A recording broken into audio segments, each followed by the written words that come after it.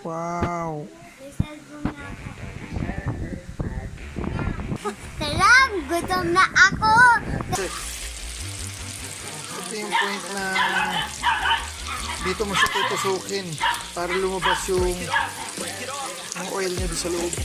Ayan, ito na.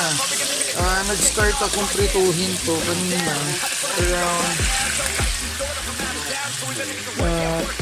10:17, 10:44 na, so nag-evaporate na yung tubig na.